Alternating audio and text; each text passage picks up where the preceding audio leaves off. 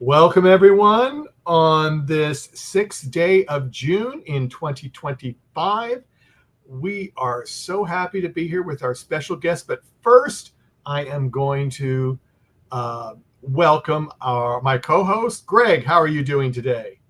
Doing well. A little warm here in the northeastern U.S., but other than that, doing great. Great. And I would like to introduce our guest today, who is from the Librarians, the Next Chapter, which we have been doing a couple of shows on, but I believe you are our first guest from the show. I'm One on of the actors, because we've had Dean on and we've got more coming, but you're our first one. Wow. So that's cool. From the first episode. And from the first episode, that's why. Wow. Because I contacted them. Oh, look. Anyway, but I'm going to try my luck at getting his name. I had it right at first, but we will see. But it is, believe it or not, it can be pronounced the English way as Harun Cehovic. Yeah, there we go. Yeah. So, there we go. Wow.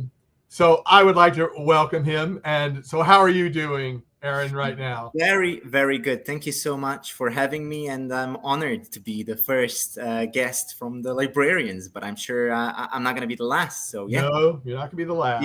Feels amazing. And I'm, grateful and thankful for your invite. Yeah, well, we're happy you're here. My first question is, what brought you to the Librarians? Was it a cold, was it a cold reading that you didn't know what it was, or a friend told you, or something more? It's a very good question. I got the casting from my agent, and it was the Librarians, and it did ring a bell, to be fully honest with you, because I watched the other older Librarians before. I watched a couple of episodes, and it sounded familiar, and I was like, oh my God. And then I got the script from my agent. Well, not the full script, but the casting script. And I read it. And pretty much, that casting call is what brought me to the project. And I did it. It was a really fun casting, to be fully honest with you. And very soon after doing the casting, I've got the good news, and I was very happy and thrilled to be part of the show. Cool. Now, Justin's got a question in the chat room, and this is an interesting question. See how you answer it. On a scale from 1 to 10, 1 being not at all, and 10 being you are that person, how much do you relate to Huey? It is a very, very good question. Because first, when I got the casting, I was like, this is so far from what I am and who I am. Huey is like a drummer in a punk/rock band. And I don't play the drums. I'm quite a terrible singer, to be fully honest with you. So I was like, ooh, this is going to be difficult. It's some kind of a different life path this character is leading to me. But then when I started reading the script and the casting material, and when I started recognizing and getting a bit deeper into the character, I found some similarities and some connections, which obviously made it easier for me to do it. So I would say, to be very specific, I would say it's probably a healthy 5 in terms of a connection between me and Huey. Cool. Greg, you got something? I actually got a kick out of that. It looked like you and your bandmates or your characters' bandmates were Huey, Dewey, and Louie. Did you know where those names came from, or were you led on to where they came from? I think those are their stage names. They're like obviously leading a band that's not doing incredibly well, which is like a local band, and they're trying their best. And they've been mates for a very long time, and I think it's a bit of their own internal joke and a kick of making a very similar names and trying to make a publicly strong appearance as a band. But unfortunately, it's not really working well for them. But I think, not specifically that we know where those names come from, but I think it's more like an internal joke between them. And probably one night they were just trying to figure out what their stage name should be, and they came to, let's do Huey, Huey, Dewey. Okay, that rhymes. So I think that was the reasoning for them behind it. Well, let me let you in on it. I was going to say, let him in on it. Yeah. So in the very old Disney cartoons, Donald Duck had 3 nephews, Huey, Dewey, and Louie, and they themselves soon became major characters. And in the 90s, they had they were featured on a couple afternoon kids cartoons. And so when I saw that the bandmates' names were Huey, Dewey, and Louie, I got a kick out of that, because Gene is known for little Easter eggs and little homages to things from his life. Oh, there we go. There we go. He does it a lot. So I thought it was fun that we had you on, and of course you're tied to one of these little culture references. Quack Street Boys. Yes, that's the other thing. But yeah. Did you have a follow-up, Greg? No. Oh, okay. Let's get totally off subject now, because we can't talk much about the show except for what was there. But when you are not acting, trying out, doing callbacks and all that stuff, what do you like to do in your spare time? Well, I'm a very sportsy person. I grew up in Sarajevo, Bosnia and Herzegovina, which is like a beautiful city surrounded by mountains. So I learned how to ski when I was just 4 years old. So I really enjoy winters, and I love skiing. So that's one of my, I would say, biggest hobbies. But then besides that, I'm really into traveling as well lately. I've been very fortunate, and did a couple of very interesting trips around the whole globe in the last couple of months, and meeting cultures and different people is something at this stage of life I'm very much interested in. But I am a bit of a history geek as well, to an extent, at least European history, to be more specific about it. So I would say those are some main hobbies of mine at this point. When I was young, I played basketball semi-professionally. I even played for the national team, but those dreams quickly faded away when I started finishing high school and had to make a decision on what to study. So yeah. And so you didn't get to do your little dream. I wouldn't say that basketball was my dream. I think it was, I started doing it because my friends were doing it and I really enjoyed it. But I think acting was always my dream, to be fully honest with you. Really? From primary school, I did like school shows and school plays, and it was all like very, harmless and easy and on side. But then because I got a scholarship and continued my studies in the United Kingdom when I was 16, and the school had their own theater. And that's where I actually started doing theater like full on. And then I was like, well, yeah, it's been all around me for so many years, and now I'm doing it like properly, and I love it. I definitely should study this. So I was supposed to study economics and politics because I'm into history and stuff. And I got like a scholarship to study that at King's College in London. But then I went back home for a summer vacation, and I told my parents, like, look, I'm going to try to get into a drama school. If I do, I'm going to stay and do drama full time. If I don't, then I can study politics and economics. And they were like, okay, yeah, do that, because they probably thought that I wouldn't get in, because like for the drama school in Sarajevo, not like loads of people apply, but not many do get in. And then I was like lucky, I guess, and I got in, and that's how I got into acting. So yeah, I think acting was my dream, but basketball was probably like a very convenient hobby where I got an opportunity to hang out with friends while doing Yeah, so I was something gonna good. say, yeah. And that's good. So that let me what I've noticed on your IMDb, and I'm sure a lot of the stuff is not listed.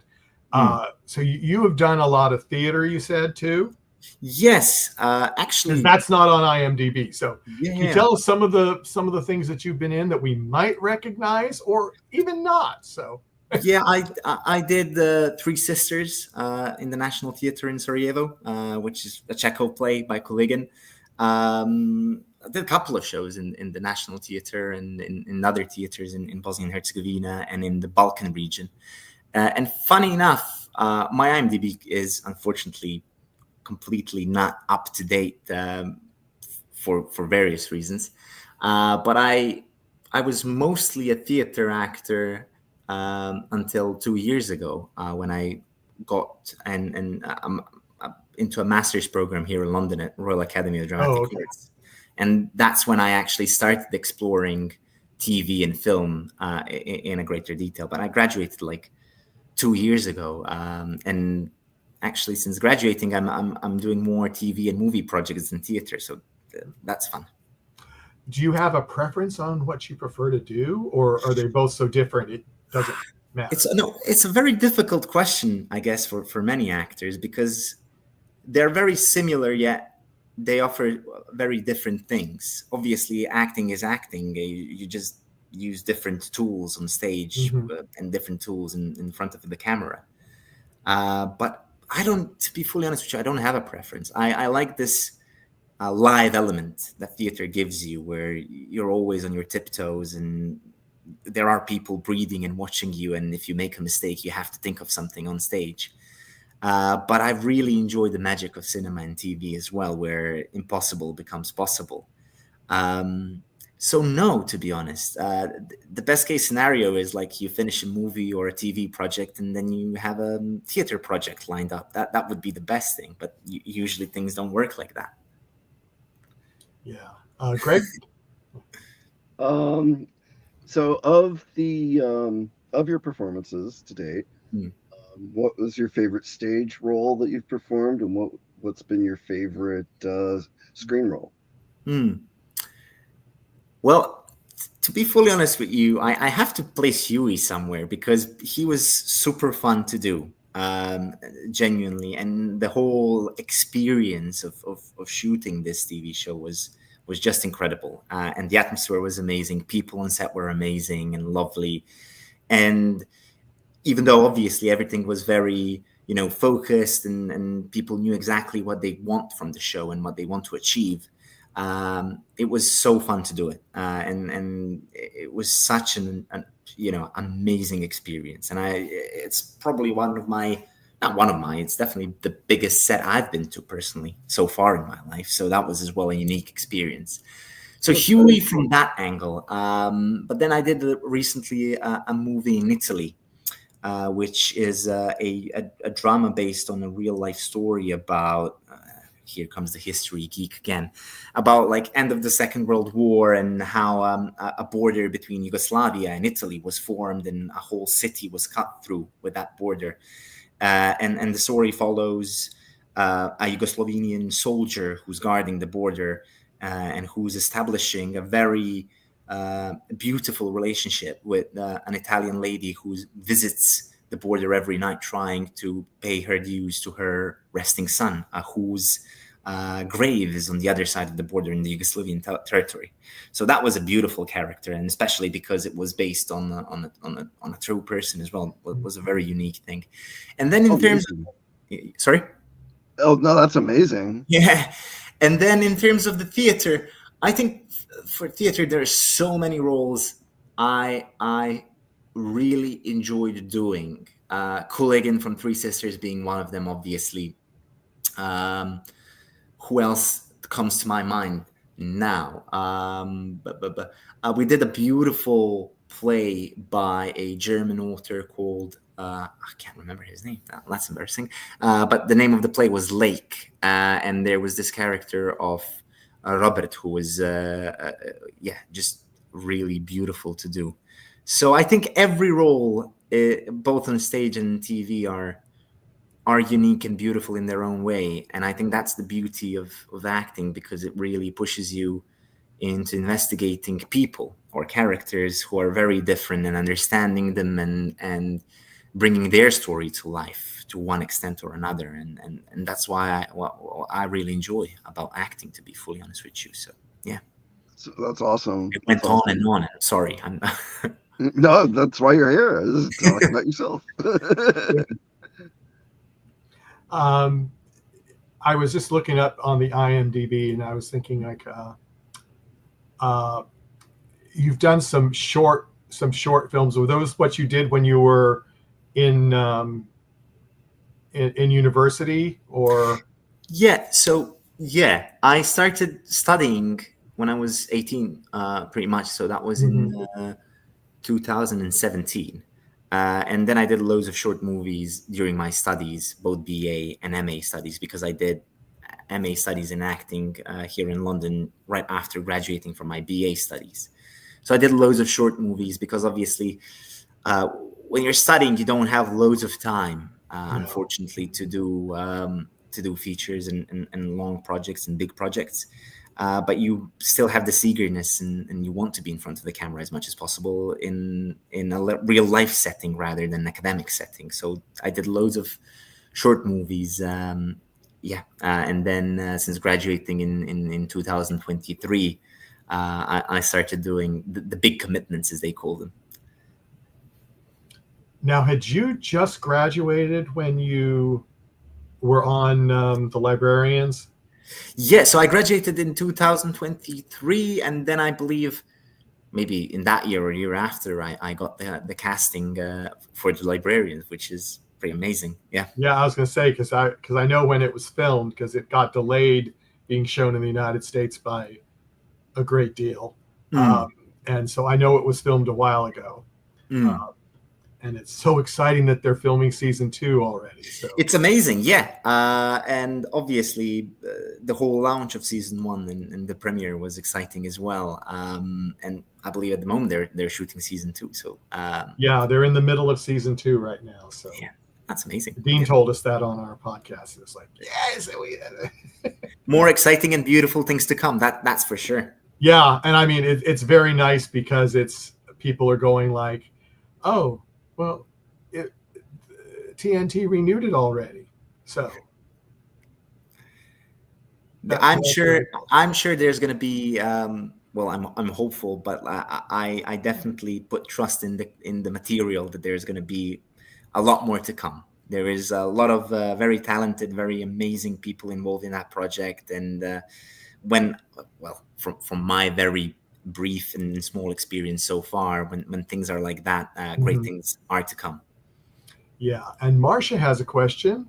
Hi, Aaron. I understand you are also an athlete and dancer. How do you think that kind of training has helped you in your development as an actor and in roles? Very good question. Very good question. It really helped me so much, because a lot of things we do are very physical, and then being able to do certain things with your body, which dancing and training obviously allows you and enables you to do, definitely helps, and gives you one more additional tool you can rely on. So it really helped me significantly, especially in theater. I would say dancing was a big thing for me, and having the training in dancing really helped me in many roles and many projects, because a lot of theater nowadays, at least in Europe, is very physical, and it demands certain movements and certain physicalities to be performed, where dancing definitely comes in hand. And Roger he says, you mentioned a love of history. What type and why? Yeah. I think you answered part of it, but I think part of it. Yeah, I think obviously growing up in Balkans, we had loads of things going on. It is something you can't ignore. And obviously you're surrounded by the results of history. Let's put it like that. And then from early age, you're curious about, like, why were my parents born in Yugoslavia and why am I born in this country with a different name, but it's the same city. And that's how I started getting into history, but predominantly European history, to be fully honest with you. I don't know why. There were some very beautiful World War I and World War II documentaries on the national TV, which I watched as a kid, which I'm not sure how good of an idea was that. But it really did draw me into understanding what happened, why it happened, the tragedy on so many levels and scales. And I think what my reasoning behind it is I felt like understanding what happened is probably going to help me in at least on my level, in my ecosystem, preventing similar things or smaller things happening of same intent. Yeah. Do you think also that it could have been, I mean, you were just excited about the subject. I mean, I remember being in school, and if there was a subject that I was excited about, it's like I wanted to know everything about that. Other subjects, I could care less. Yeah, maths was never a good one for me. I was always terrible in maths. A very stereotypical creative person. Hated the numbers, and the worst thing was my best friend. He was like a maths genius. He still is. So he like. I think we really did go into different fields and helped each other in different fields. And for me, it was at least, exactly, history. We had a lovely teacher in my primary school who I really loved and who was more a storyteller than a teacher, which was very useful for me. And then besides that, geography. But that's more because I like hiking as well, and I like mountains, and then geography as well was an interesting one for me. But I think that teachers do play a big role when you're a kid into like what you like. Yeah, and Roger says, "Coolio, thanks." Yeah. Of course, no worries. And also thanks, Roger, for the like on Facebook. We do appreciate. Oh, seeing you hit his other subject. Geography. He loves geography too. There we go. Yeah. But is there, before I go back to Greg, is there anything, you said that you like hiking. So do you go particular places to go hiking, or is it after you're there, then you go hiking? Or do you make it a destination that you're saying, I'm going to this place because I'm going to go hiking? Or do you just go somewhere and say, oh, look, I can hike here? Yeah, it's a good one. I think it's a bit of both. In Balkans, you can hike pretty much anywhere because it's such a beautiful nature, from Fruška Gora in northern part of Serbia to mountains in Bosnia, beautiful trails in Dalmatia, southern part of Croatia. So, and it's not really far away from the cities and places you would usually visit to get like on a hiking trail.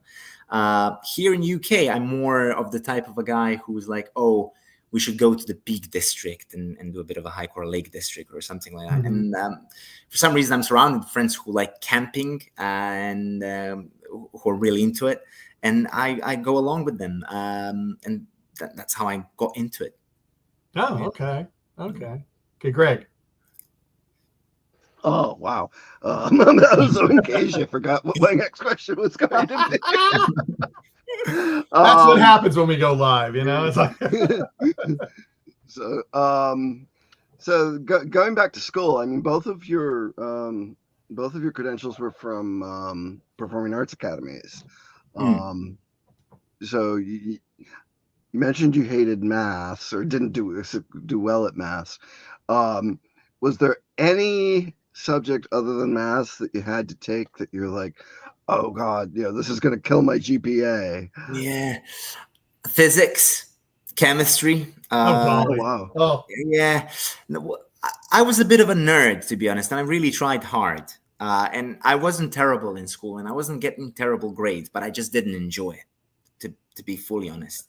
Teachers were really good, and they were, doing their best to share their knowledge, and I was, getting it. And but if it took me 1 hour to get something in history class, it took me probably 4 hours in chemistry class. It's just that I didn't enjoy it, and I realized, I think maybe talking about this now, I think that there's partially this thing about, I realized then that it just is very difficult to do something you don't enjoy. And I think that's what as well threw me into acting, because I enjoyed it so much through my primary school, high school, through school plays and all of these small projects, that I thought of like doing that full time with full commitment because I enjoy it. And I didn't ever regret it, because I realized, well, yeah, if you're doing something you like and you enjoy, it's much easier. Even when you fail, it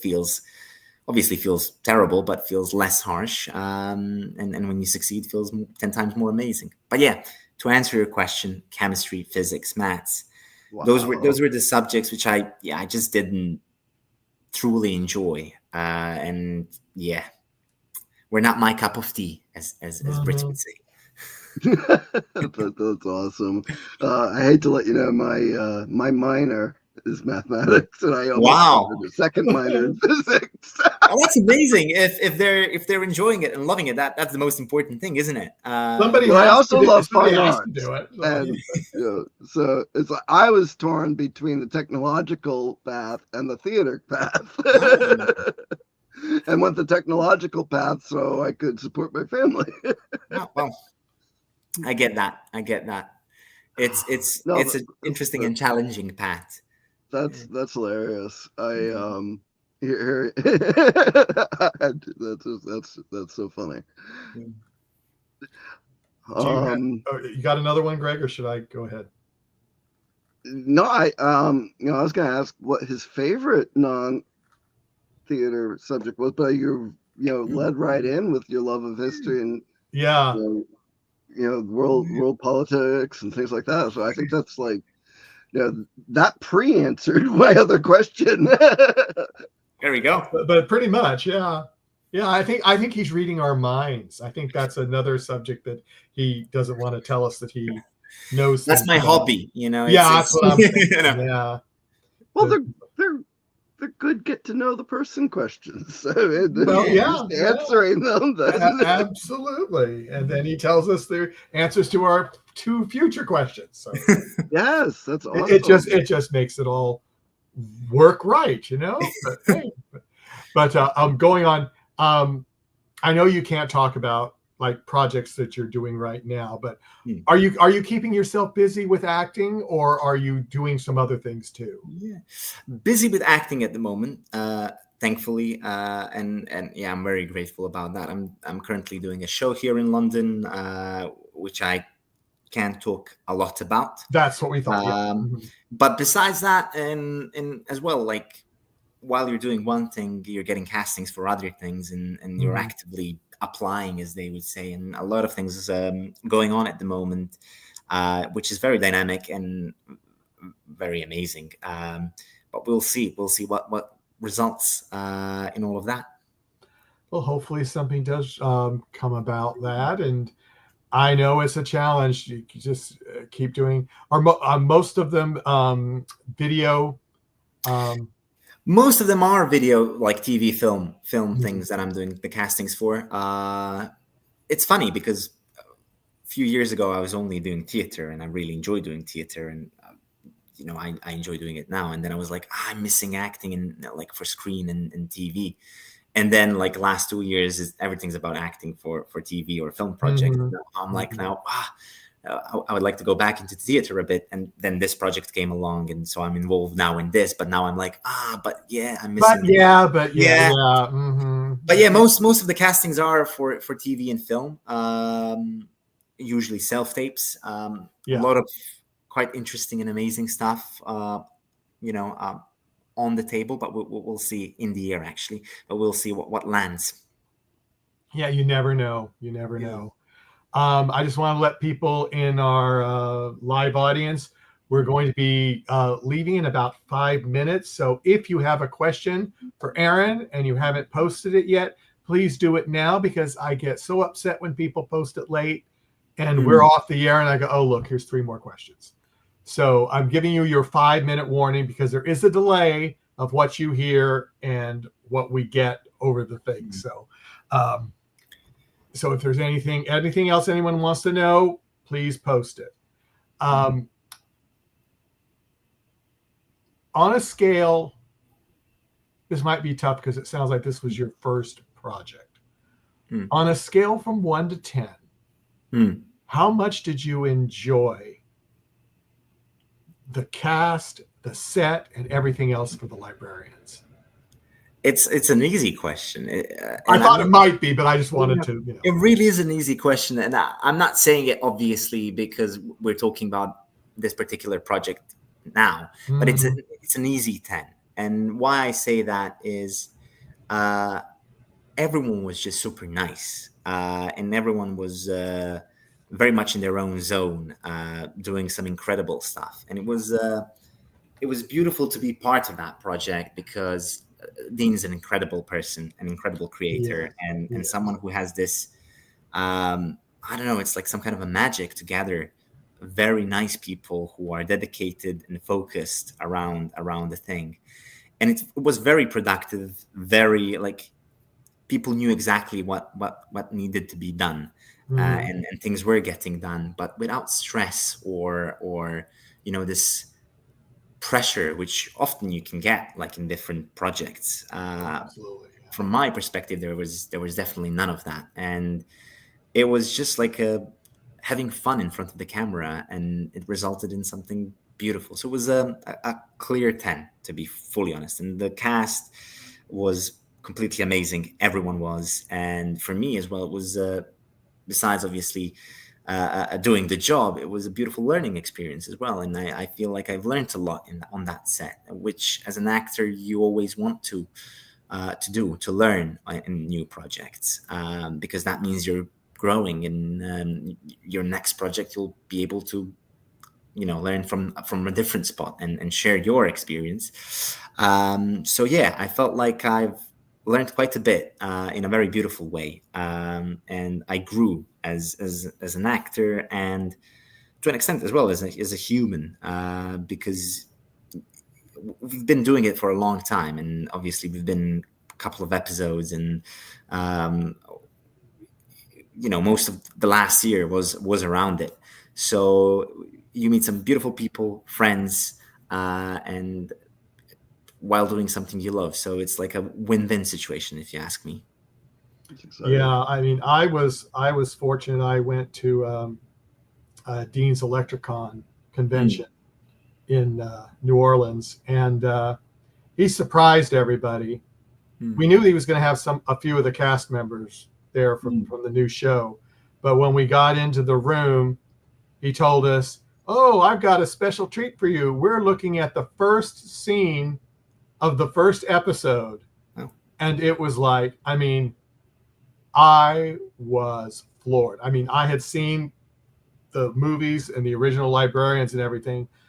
That grabbed me so quick.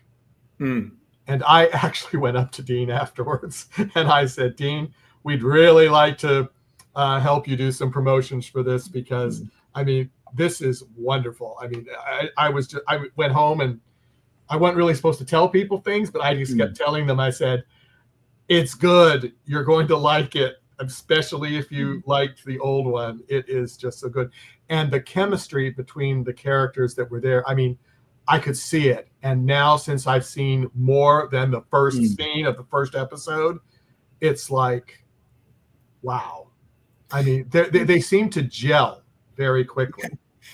Yeah, and it was so naturally achieved as well, which is always a beautiful thing, I feel like. And exactly, after watching a couple of episodes, it's a beautiful product, and there is bit for everyone. And even if you didn't watch the old TV series, and if you just start watching this one, it will make complete sense, and each and every episode will make complete sense. So it's so easy to get into it, and it's a fun show. It's a very fun show. It's like a beautiful adventure in which, from my opinion, like from my point of view, and like the story wasn't compromised because of the element of the adventure. It's a beautiful story, which is easy to follow, full of ups and downs and interesting plot twists and many things happening.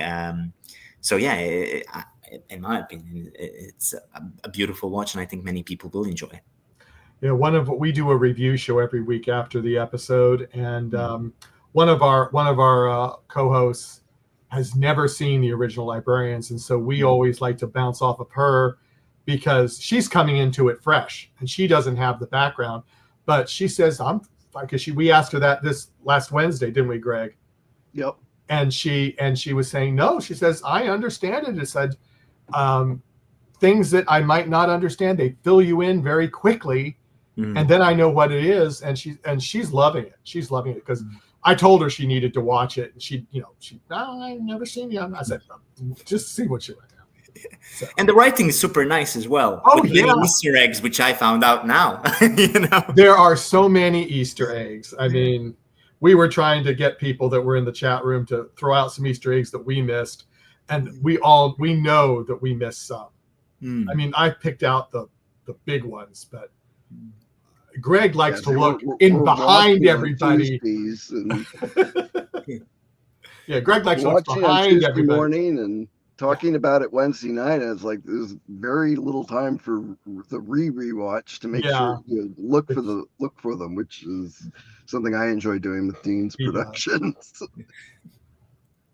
Because he throws a lot of things in there, so which is great. Makes it so we can talk about some things extra. So it's like, oh yeah, look, that's from Doctor Who. Oh look, that's from Stargate. Oh, look, that's from Star Trek. It's like, so it's really nice. I mean, he's got a very good staff. And magic. I call it magic of collecting a group of people. Like you don't see that often. I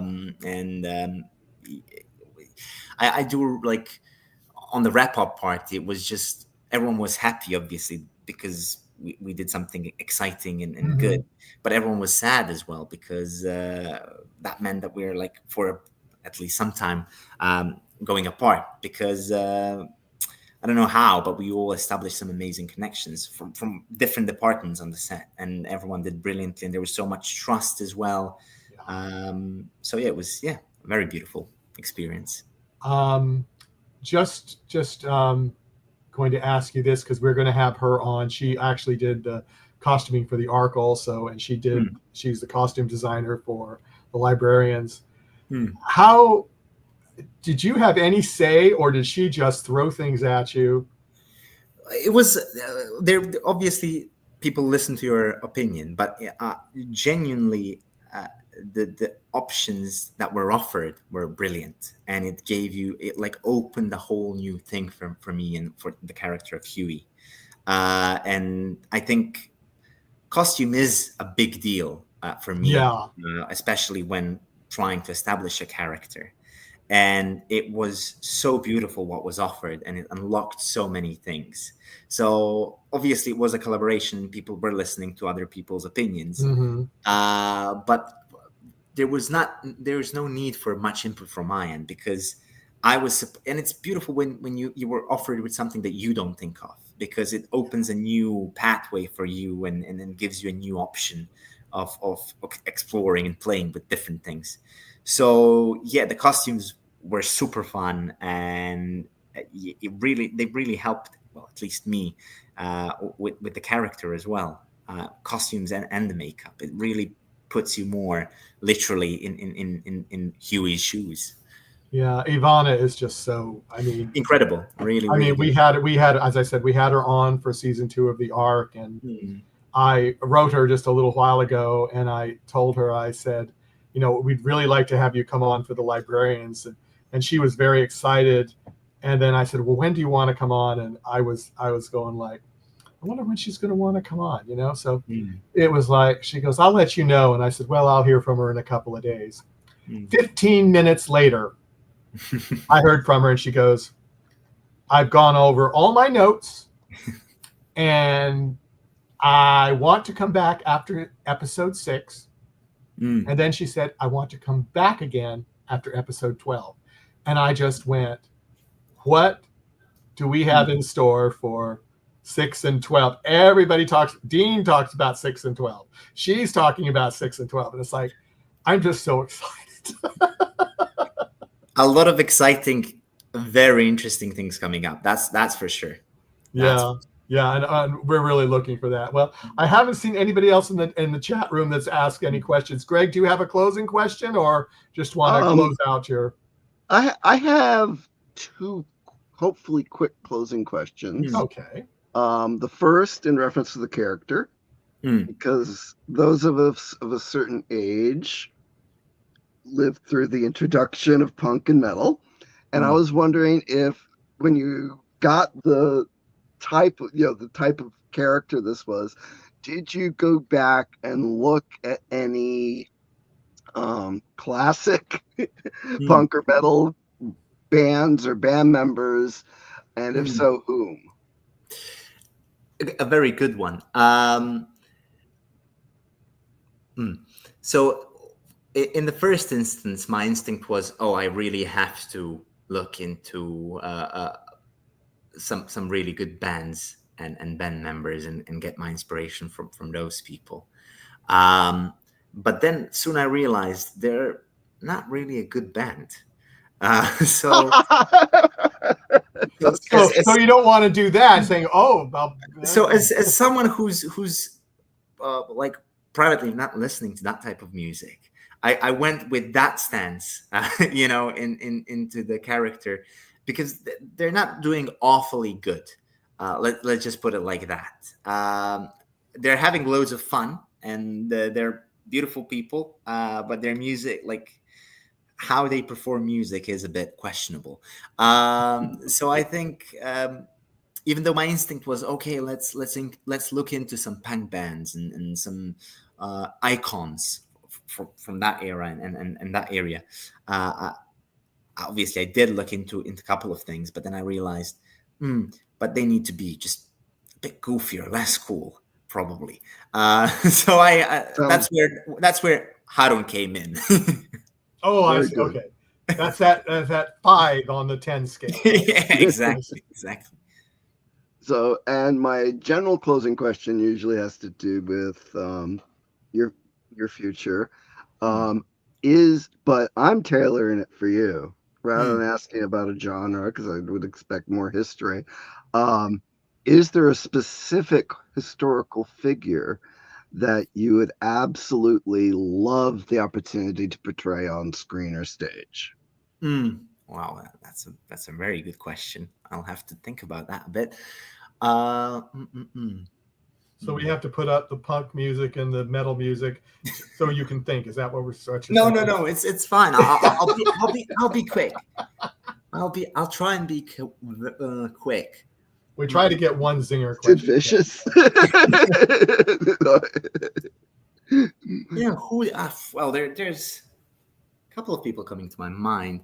Well, then bring them all through. I mean, I'm not going to limit you. Greg might, but I'm not. Roll casually. It's gonna be a different angle. It would be nice to see a movie about Frank Sinatra. Oh, like a new movie. Yeah, that would be nice. Not that I would be able to play Frank Sinatra with my vocal capabilities. Would be interesting to see a new version of that. Interesting. Maybe some voice training, and you could. Yeah. A lot of voice training would be needed. Too, I get it. A lot of voice training would be needed. But yeah. Yeah, you see, in the States, musical theater is like huge. So that was kind of like one of the things that discouraged me, was that I wasn't able to participate in musical theater. Therefore, when it came around to do the dramatic theater, I really didn't get cast very often.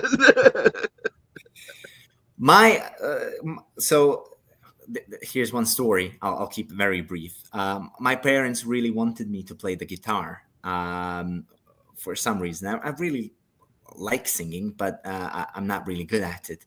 And then I tried getting into musical school. And on the audition, they told me, look, you're amazing. You really try hard, but it's not going to go for you. So, I was like, okay, fair enough. You. Yeah. And then I went to private lessons for the guitar, and I had like a genuinely lovely teacher, and she was amazing and so patient. And then 3 sessions in, she told me, look, you're wasting your time and you're wasting your money.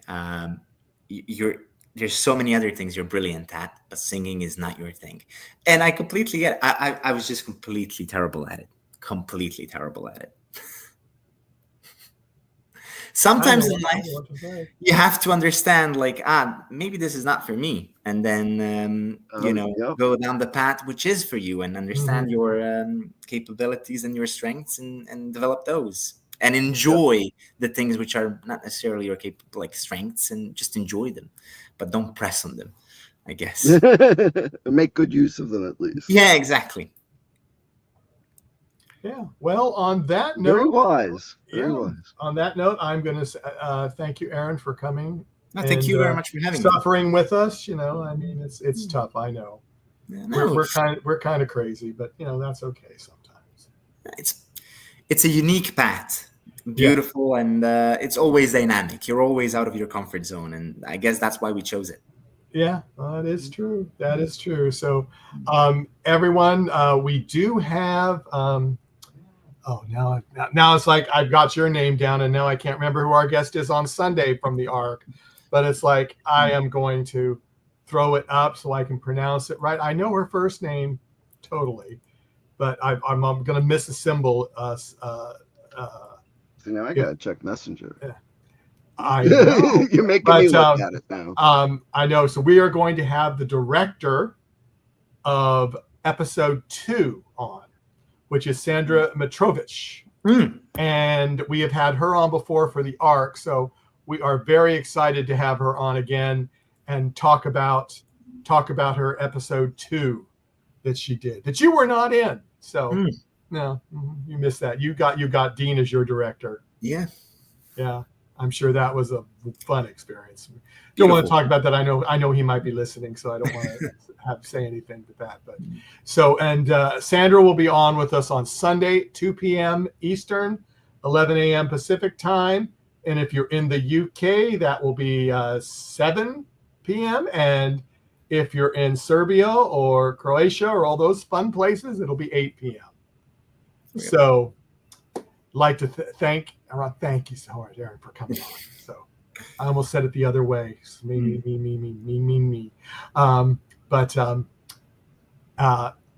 Hope to see you again later in the season, and hopefully maybe we can have you on if you are in the show later in the season. I don't know if that band's going to come back or not, but we're hoping. No one knows. No one knows. But if it does, we'd love to have you. So everyone, take care, and we'll see you Sunday for Sandra. Talk to you later, everyone. Bye-bye. Thank you. Bye-bye. Have a great weekend.